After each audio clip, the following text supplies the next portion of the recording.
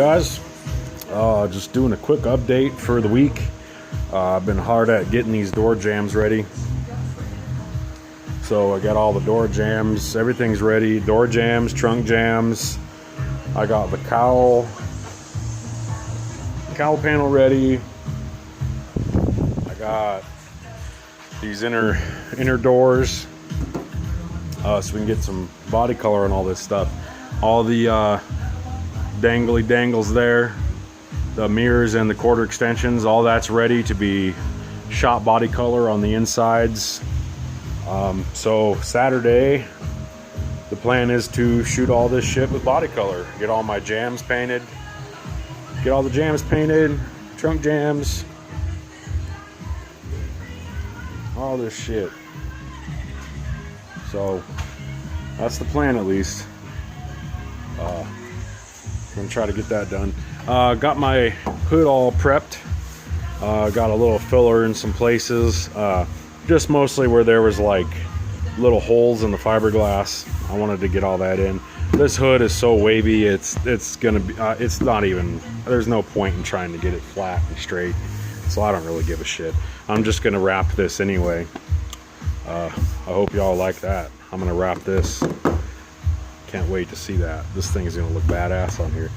But yeah, so got everything done. Had to borrow the old door spring puller again so we could get these hinges painted while they're open. I figured the best idea would be to get the hinges open, because the only time you're going to see them is when the door's open. So I wanted to make sure that the hinges were painted appropriately so that at least when you open the door... Yeah, is that a fucking spider? It's a nasty looking spider. Anyway, sorry.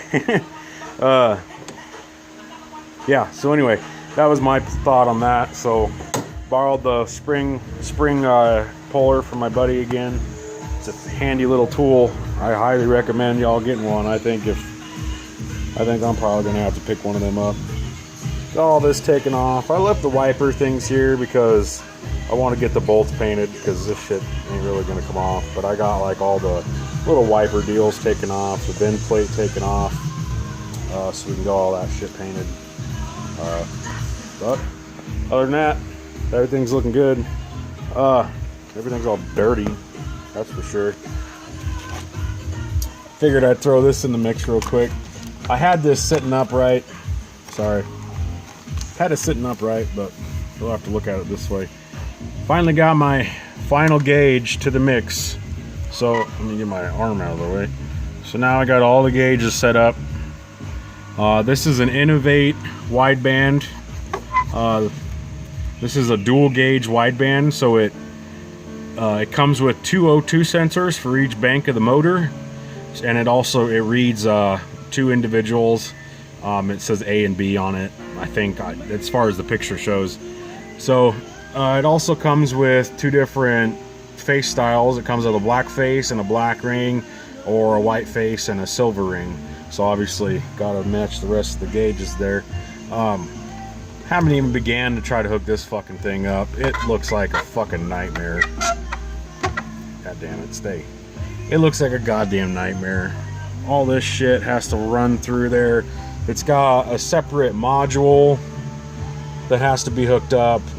Not just both O2 sensors run straight to this gauge. Only one of the sensors runs to the gauge, and then it has a module box that the other sensor hooks up to that has a piggyback wire that hooks up to the gauge. But both need power and supply and all that shit. So the gauge needs to be wired, and the piggyback and the module box has to be powered. I didn't realize that was going to be such a pain in the ass. So anyway, got that going. That's probably going to be, I don't even know. I'm just trying to get this thing painted. You know, that's not a big priority to me at the moment. So that's next, you know, that's a little bit further down the line. I didn't want to make a real long video. I just wanted to show y'all what was going on here. But yep, got everything prepped and ready. Trunk lid's all ready. The underside of the trunk lid's all sanded. We're just gonna be hitting that shit up this weekend. So wish me luck, y'all. Can't wait to get some of that Satin black on this beauty. All right, y'all.